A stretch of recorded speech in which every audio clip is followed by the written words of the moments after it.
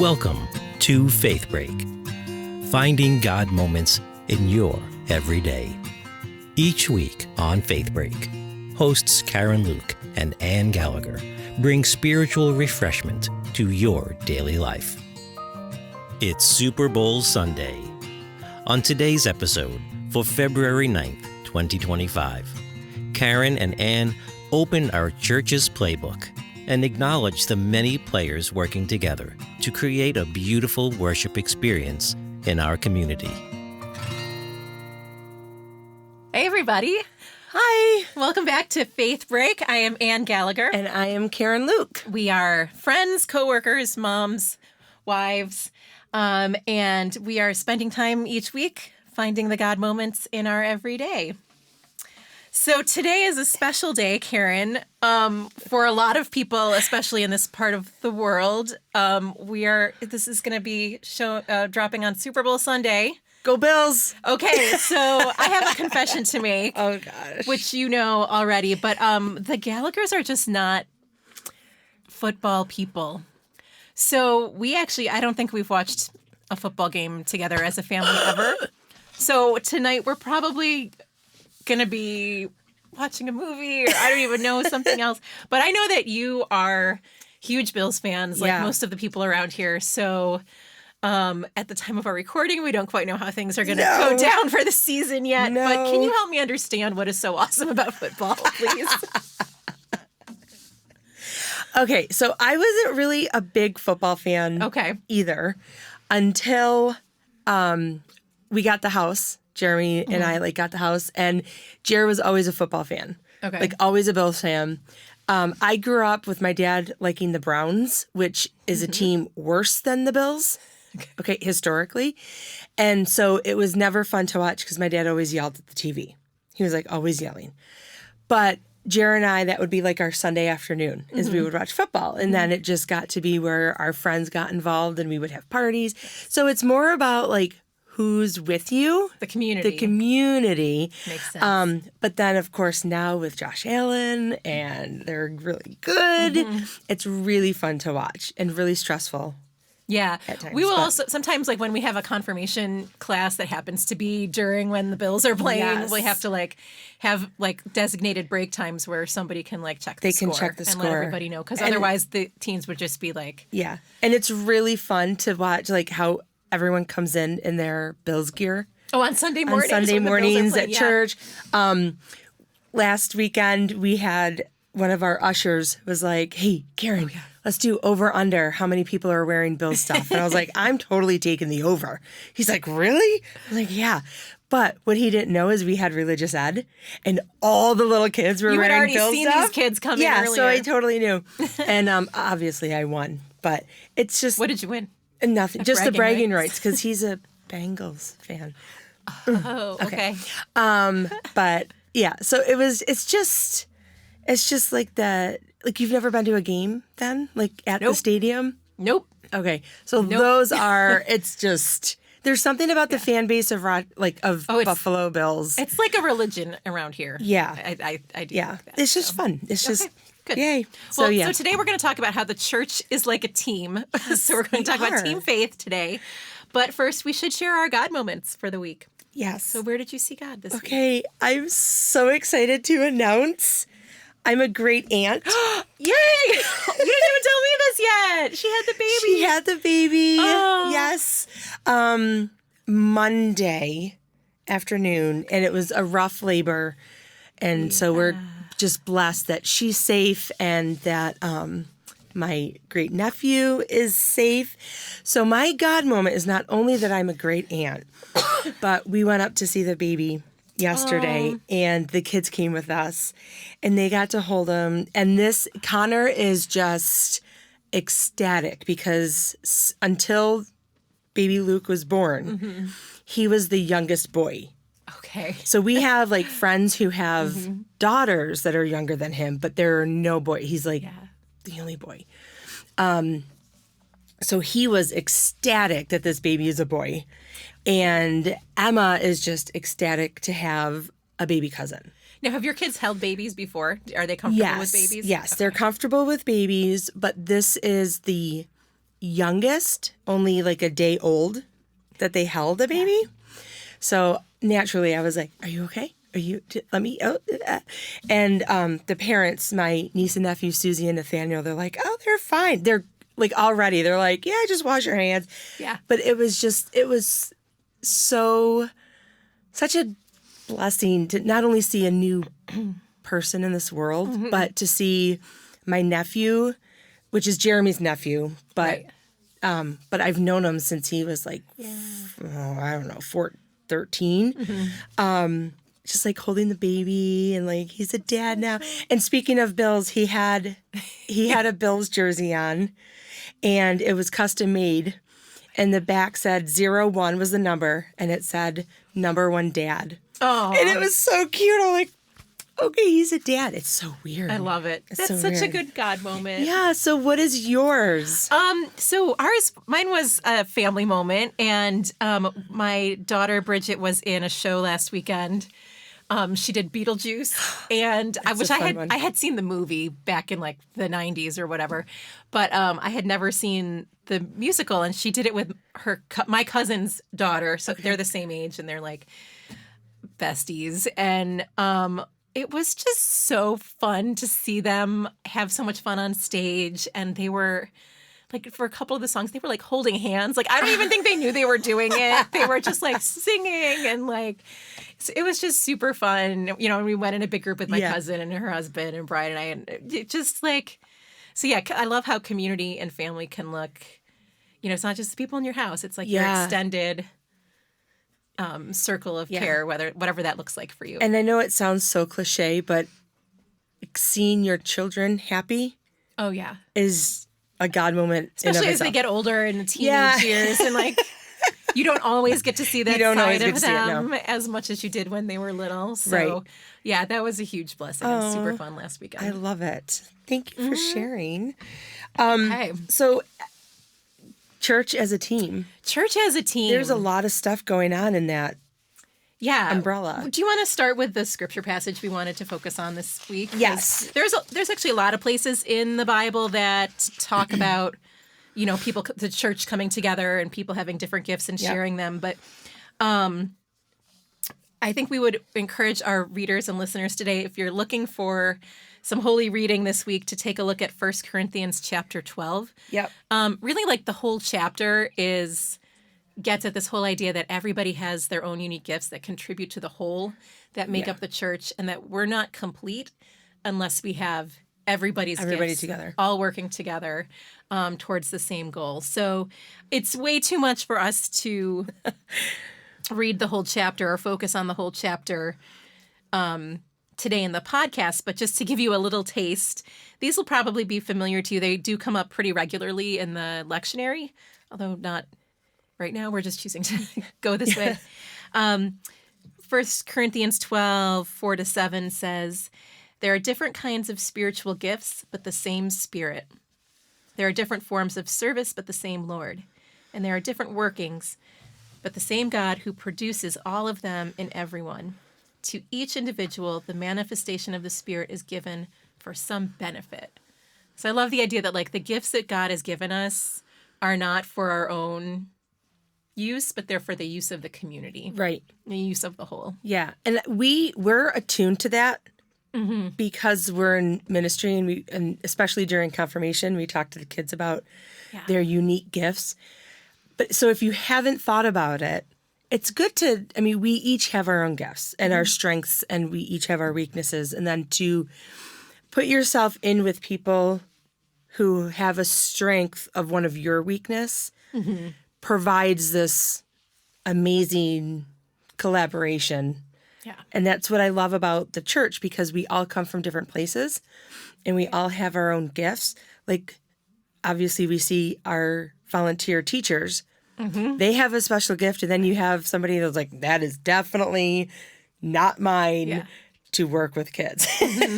But they are great at being a lector or a Eucharistic minister or whatever. So I love that. The other one that we hear a lot, I think this is also a wedding, like you could choose it for a wedding as well as a funeral.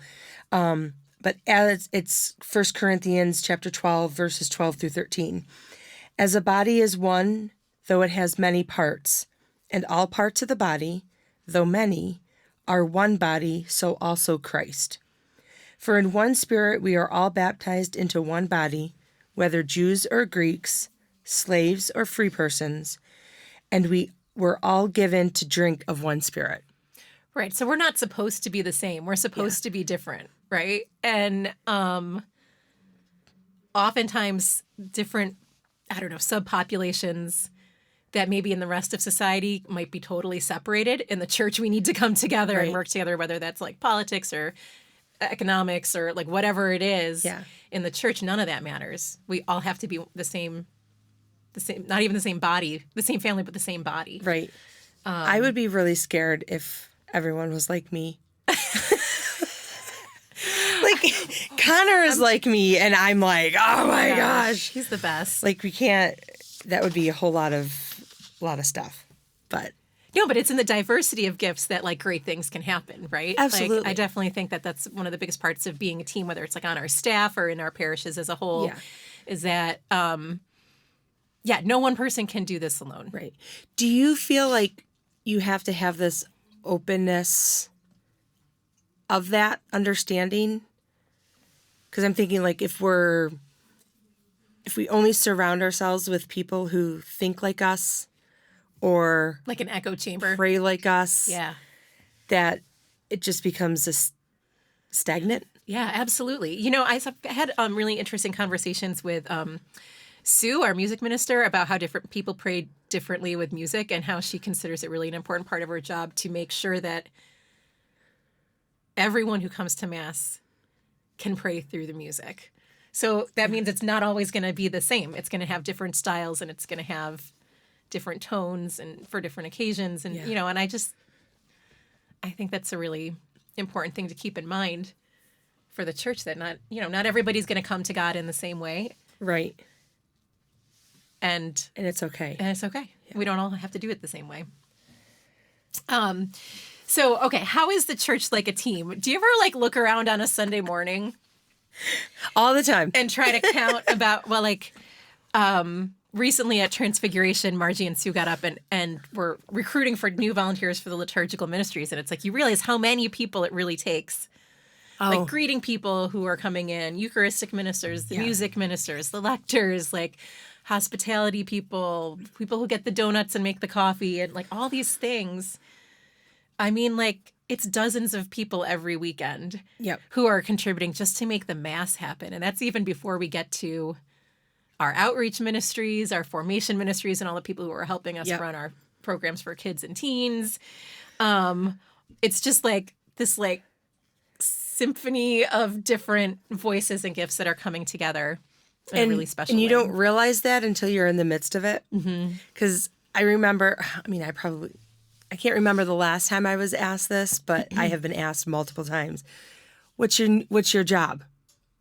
Oh, yeah. And I'm like, what do you mean, what's my job? I'm here. And they're like, full time? Yeah. Like, what do you do during the week? What do you do during the week? And I'm like, oh, let me tell you. Yeah.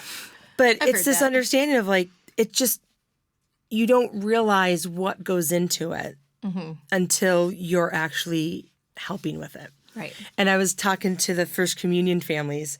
I was like, hey, do you guys like think about the songs and what have you heard at Mass? Like, the songs aren't just because Sue and Pam like that song. It's based on the liturgy and the readings. And I went into this whole thing, and the parents are like, seriously? But it's not There's a lot of care like that's a taken. bad. It's not like it's not even like an ignorance or whatever. But we don't know what we don't know. Sure. Until it's brought to our attention. So like, I'm really excited to see the parents and the kids. You can like see once they know that their eyes and their ear, you can like, oh yeah. They're more aware. They're more aware of like the whole process. The whole process of the Mass. I love that. So that's fun. Cool. Okay, so like a team comes together and it has different people in it who each have a different role to play, right? But they're all working for the same goal. So, which I guess for like a sports team would be like winning the game. Go Bills. Like, I actually think one of the things where sometimes people run into conflict and tension in the church is the whole idea about, okay, well, if we're on the same team, like, what's our mission? It's like, what does the church exist to do? Yeah. And how do we do that? How do we work together to make that happen? I mean, it's one of these things where, like, there are some clear scriptural answers, but, like, what it looks like in real life is not maybe quite as clear cut. Well, not only that, but we have the church overall mission, but then I feel like each parish or whoever is leading that parish has their own mission. And we've been around long enough in parish ministry to probably each of us in different faith communities to have been through several rounds of, like, committees trying to write a mission statement for the church or a vision statement for the church, and, like, lots and lots of meetings and lots of wordsmithing. And it's probably we're making it too complicated. Oh, absolutely. Way more complicated than it needs to be, because I think, all right, so I'm just going to say the mission of the church is to share the love of Christ in the world. Yeah. Be like, yeah. Right? Like, I mean, that's why we're here. Or for the old school people, like, what would Jesus do? The old school people from the 90s, that's us. Yeah, I know. No, I don't think we count as old school in the church world just yet. Well, but no, if you think about it, the whole essence of the mission is to take what we've learned from the gospel and incorporate it in our everyday life. Yeah. So if we're at Mass and we're listening to the scripture passages, the last part of our Mass is go forth to serve God and one another. And we've had some interesting conversations around, like, parish council and staff about that. We have two parishes in our faith community who have different mottos. That's not even mission statements, but just like mottos that we use. Yeah. So in my opinion, all right, let's just talk about the mottos and then we'll see. Because I think they're better when they're together. So, okay, so the Transfiguration motto is, "It is good for us to be here," which is a quote from the Transfiguration story in Scripture where the apostles are up on the mountain with Jesus and he's revealed to them in a new way. And they're just like, this is so good to be here and to experience this grace together. Right? It's awesome. And the St. Catherine's motto is be who God meant you to be, and you will set the world on fire. Fantastic. So it's just like, do it. Just do it up and get out there. And I actually think that our mottos complement each other in a way to sort of, like, almost correct the weaknesses of each one and make them better, right? Because although I love the Transfiguration one, the downside of it is that you're not meant to stay on the mountain, right? You get the grace on the mountain because you're called to go down from the mountain and into the world. And that's where the St. Catherine's motto is so strong, because we need to be who we were meant to be and change the world, right? And we've talked about our mountain moments, like those high moments in our life. And then when we come off the mountain or come down from that, it's just like, oh, no one's with me. But everyone is with you. Yeah. And we are, like, called to be who we are meant to be. And that's going to take work. Yeah. Right? Like, I still don't know what I'm meant to be. Right? Or when you grow up. Yeah, no, me too. Yeah, I'm when faking I grow adulting up, pretty much on a daily basis. But like, continuing that mountain moment, that awareness, that yearning for God, that grace, that uplifting, just like how you want every moment to be in your life is just this living in this, like, Yeah. And the Transfig motto is a we, and the St. Catherine's motto is a you or an I, right? Yeah. So I think thinking about it as a community is another good way to kind of balance those out. I don't know. We're in a very interesting time in the church, just for our two faith communities, but also I just think in the wider church there's a lot of change going on, and in the coming years I think there'll be even more structural change. But the challenge is going to be to keep close to the mission, right? Because our mission was never to prop up buildings and structures. It was to bring the good news to the world. Right. And what that looks like 10 years from now or 50 years from now might look different than it does now. Yeah. So when we leave the comfort of the parish after Mass, or when, Because, I mean, you could do church, and I'm not downplaying the importance of Eucharist and coming to Mass, but we are called to be church everywhere we go. So how do we show that? So you come to Mass so that you come to Mass to get all you need and then go out. To go out and serve and change, yeah. So, like, how do we continue that spirit or show that spirit? You know, was it St. Francis that said, preach the gospel and if necessary, use words? That's attributed to him. I'm going to go with it. I love that. Our friend Don Smith might challenge the authenticity of I would say that, call in Don, but we don't have a call in. We'll have him on it as a guest soon, for sure. But like, that's so true.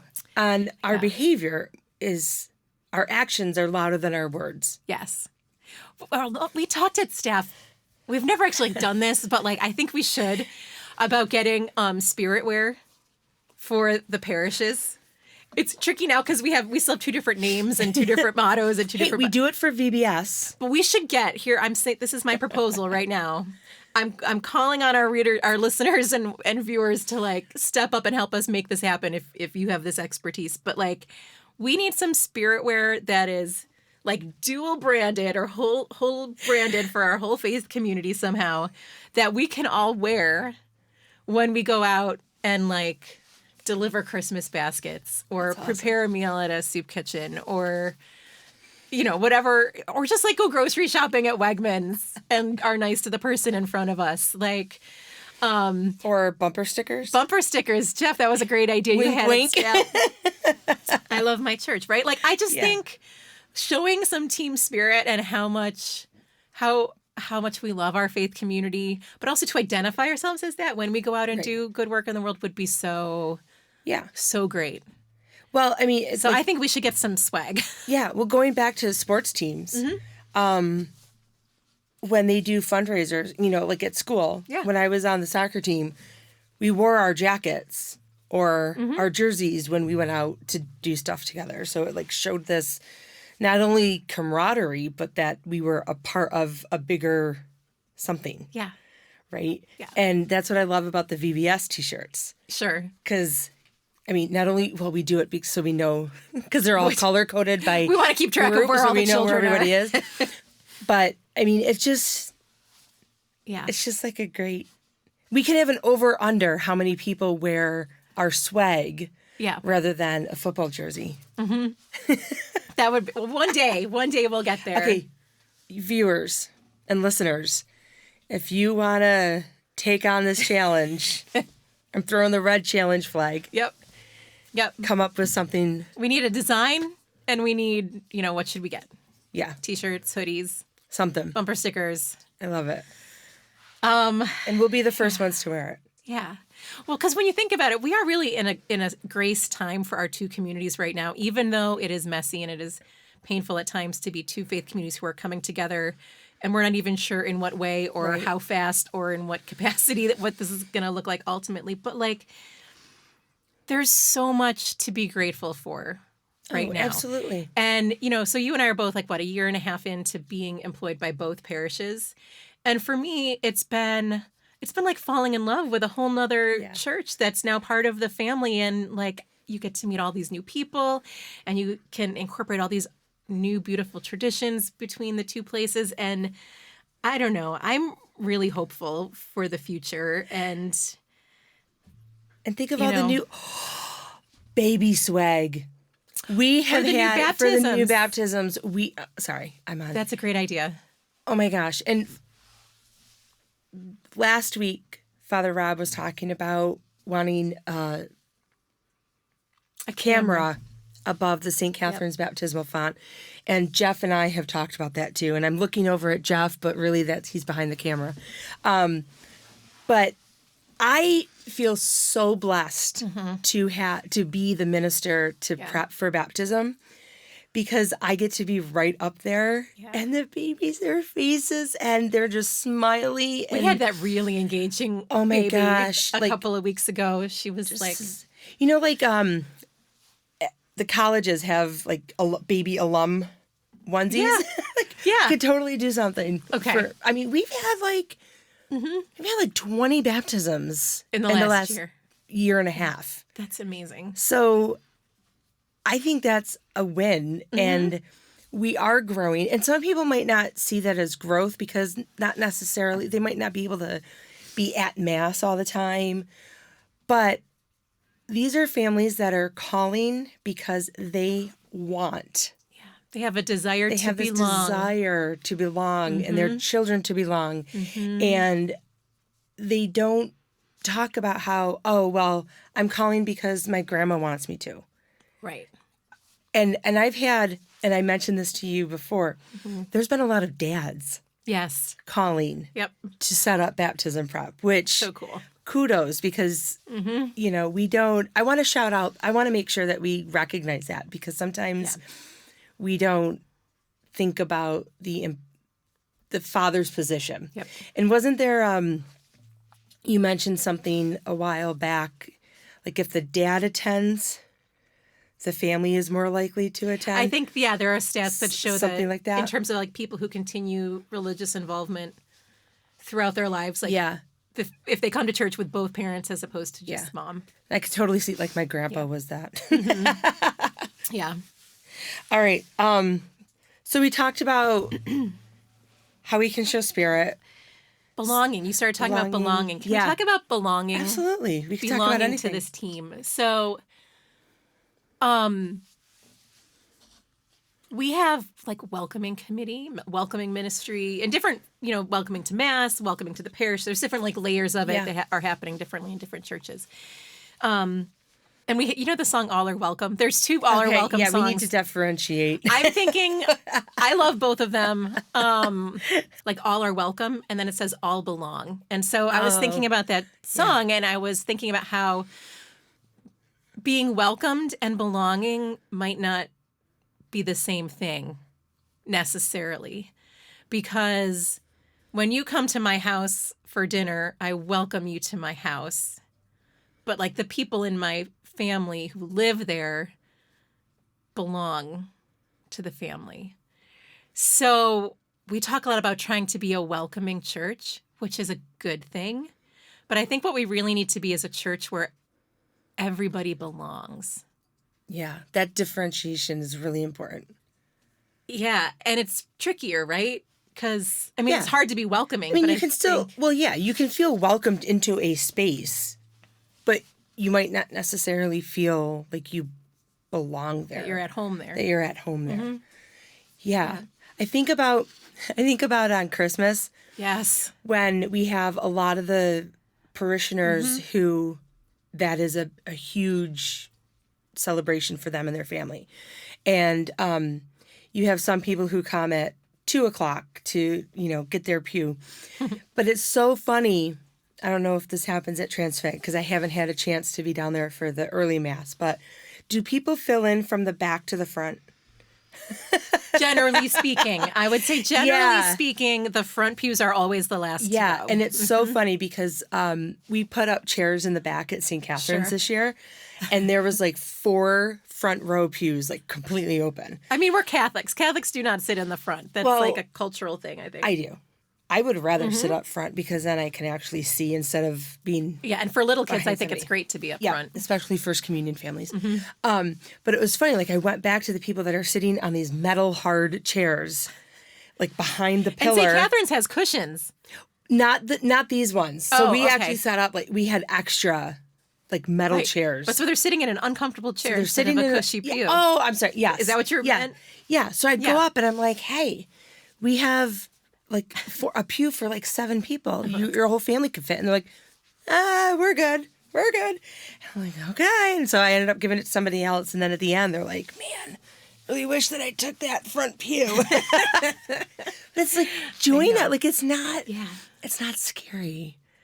I think taking those first few steps can be really hard, though, and really scary. Like the family who calls for baptism without knowing much about what the parish is like or what it's going to mean to be involved, you know, who might struggle to get to Mass every week and might feel judged if they don't come every week. You know, I mean, I just think if we think about the church like a family or like one body, right, it's like everything is important. And so like maybe you've got little kids and you can't like come out for evening meetings and be on the parish council right now, or whatever your situation is. Like, that doesn't mean you're not an important part of the community. Like, just by showing up and being with us, you're part of us. Yeah. And then at the same time, too, I do think that belonging to a family has responsibilities, too, right? So, like, to invite everybody in our parishes to find some way to be active. Yeah. There's so many opportunities, and just like, it doesn't have to be a huge time commitment either, you know? So I want to talk about the opportunities because like, we have our lists of things at the parish you can get involved in, but that's only a limited portion of the greater community. Sure. So like, I'm thinking, and we tell our confirmation kids this too, like, if you have a service thing that you want to do that's not on this list or in our booklet or whatever, do it. Like, let us know. So here's another challenge. Like, you can still be involved in the parish and not be on a parish committee or ministry. Like, if you have an idea, we could, you could be the leader of that idea. Can you talk about that one family you were telling me about the other day? Yes. So one of our faith formation families from Transfiguration was telling me that her family and I believe like 2 or 3 other of her friends' families, each month, one family takes on a service project. Yeah. So they coordinate contacting the person, figuring out what they need, and then they coordinate the date, and then those 4 families go together and serve. Right. And so she says it's great because I only have to coordinate once a month. Yeah. And we try to make it on like the same, like the 3rd weekend. So it kind of gets, everyone kind of knows what the date is. But she's like, but we just go then. And, I've mentioned this before, like, I love our outreaches that we do at the churches, but sometimes I feel like it's just donating things. Just donate and not the second part of actually going to see where these items are. I know for like my kids at school, they had a sock collection. And what did I do? I went to the store by myself, bought a pair of socks, and shoved them in Connor's backpack. Right. And it was supposed to be something for him to do. Right. And I was like, oh, it's just a headache trying to, because he would want to get like the fancy socks. And I'm like, they just want warm crew socks. Yeah. And I was like, I'm just going to do it myself. But this is like the whole family is doing it. And it's something where you go to it. And I love that idea that it's more than just. And really, when churches come together, like, we can have a big impact when we do big things like the Christmas baskets, and like we can give a lot. We have like over 200 families, I think. Right. We served. It's amazing. And I hear like teens and families all the time saying like, oh, can we organize like serving a meal at a soup kitchen or doing, and like the truth about some of those hands-on activities is that they really work best when you have a small group. Yeah. And but we would love to recruit some folks from our community who might be willing to like set up a community meal at a shelter a couple of times a year, and we'll help you recruit people to do them, to come and attend. Because it's hard, it's hard to get like the whole youth group together to go do something, or the whole faith formation program together. To go and do also something. we're just resources. Yep. I mean, like we are ministers in the church, and this is our job. But just because we don't think of it doesn't mean that it's not important, or the things that we think of are the only things that we could do. Yeah. So I love the fact of like, okay, here's another football analogy. Here we go. Okay. The Buffalo Bills they have a phrase called "everyone eats." Okay. And that means they don't have just like 1 or 2 people that can catch or get a touchdown. Like anyone on the field at any time should be ready. I love it. Okay. So that's what I'm kind of thinking. Like, we want everyone to eat. Yeah. Like, we want everyone to come with their ideas, to share their ideas, and that not just because the staff, we have in the bulletin these certain things for Advent or these certain things for Lent. that's the only thing that can be done. Yeah, you can live your faith in whatever way you see fit, in your workplace, in our community. It doesn't have to be an official church ministry. Just wear your church swag when you go out and do it, though, right? Yes, church swag. Did you come with some ideas or places? I wasn't sure. Yeah, so the family that I'm speaking of, and I'm not going to mention their name because I didn't connect with them, and I don't know if they would really want me to put their name out there. But so I have not researched a lot of these. I haven't Googled them yet. But these are places that they've already done or will be doing. Rock food, not bombs. So I think that is something to do with like firearms, like trying to get stuff off the street and healthier like food into the homes. People's Pantry. I did do this one, and I love this idea. Happy birthday, cha-cha-cha. So you go out and you can either donate birthday items to this organization, and then they create birthday in a box for families, or you can host a birthday party. Now, I'm using the word host lightly. A birthday party for a person, for a kid. And you'd get the kid's wish list of toys or a theme, and then you go out and purchase everything for that birthday party. Aww. And then deliver it to the home. That's cool. So whatever theme, they would want. Margaret Home is on here. Autism Up. Think or Treat. So that is obviously during a Halloween area or Halloween time. Catholic Charities has Adopt a Family, so that's similar to our Christmas baskets and things like that. Toys for Tots. And they also have one, Salvation Army has Stuff the Bus. Oh, yeah. So like putting all school supplies for September. And then the American Cancer Society, they helped with meals at one of the homes. So there are lots of ways to help in the community. So many things. And we might be able to come up with some that we can help our families to do, but... And then there's also the Rochester Wish List. Have you ever... No, I've never heard of that. Oh my gosh. The wish list is amazing. Just type in Rochester Wish List, and it has hundreds of nonprofit organizations that you can choose from, and it's items that they need for their programs. So it could be pencils, pens, stuffed animals, whatever. But it's a one-shop shop list of things that you can do.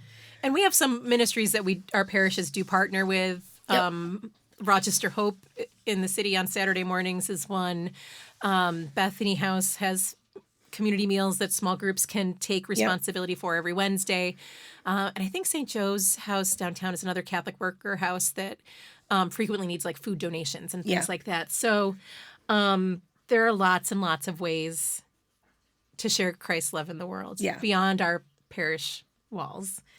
Also, just inviting someone to come to church with you is another thing we haven't talked about, but is a great thing to do. All right, I think we're like almost wrapping it up here, but I just have one more question. All over. Yeah. So if the church is a team, what does it look like to win? Like what would our faith family look like if we were just like everyone sits in the front pew? No. In their church jersey with a friend they've just invited to come with them that day, right? I mean, in all honesty, I think it's seeing the growth in our parishes. Yeah. So obviously, like growing in numbers would be part of that. If we were winning, we would be bringing new people in. But not only that, I think going a step further would be that everyone is accountable to the team and has some sort of task outside of the parish walls. So every person on the team is growing into a place where they can use their God-given gifts in the best, most effective, most meaningful way, but not just within our walls, but moving outward, right? Yeah. And there's also like this constant tension too with church and ministry because like we want measurable results for things and, you know, we want to like see growth happening in like visible ways and being accountable and all that. But a lot of what we do in church is planting seeds that we don't necessarily get to harvest. Right. And with sharing our parishes and our resources, it's really hard to see that growth because we have so many opportunities for Mass. Right. So you might never see the people. You might never even see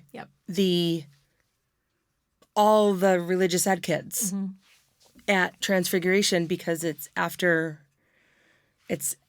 before Mass at 10:45. So I guess I just wanted to put that out there too, that even though you personally might not be seeing specifics, measurable things, right.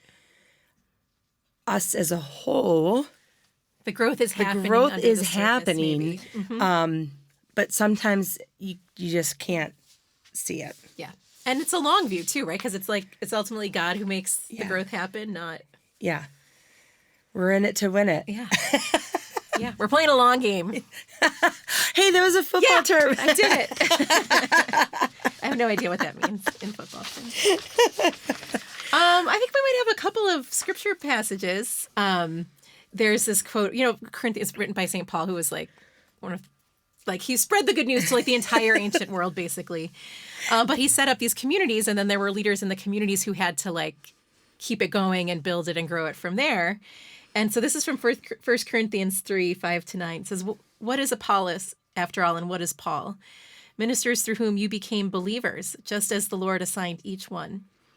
So I planted, Apollos watered, but God caused the growth.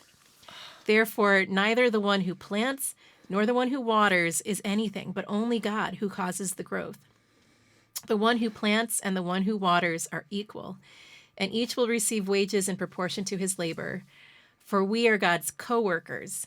You are the field, God's building," right? So that to be church means that we're watering seeds. Maybe we plant, maybe we water, but it's the game is God's, right? It's God's game. Yeah. So I think that's it for us today, right? Yeah. Yay. Okay. Thanks. Go Super Bowl. Enjoy the game tonight. I hope it goes well for all of you actual football people out there. We'll see you next week. Bye. Thanks for taking a faith break with us today. Karen Luke and Ann Gallagher are lay ministers with the parishes of St. Catherine of Siena in Mendon, New York, and Church of the Transfiguration in Pittsford, New York. More about our parishes, including weekly live-streamed Sunday Mass, can be found at stcath.org or transfigurationpittsford.org. Engineering today is by Jeff Beckett. Join us for new episodes of Faith Break each week in studio on YouTube or on your favorite audio podcast or music app.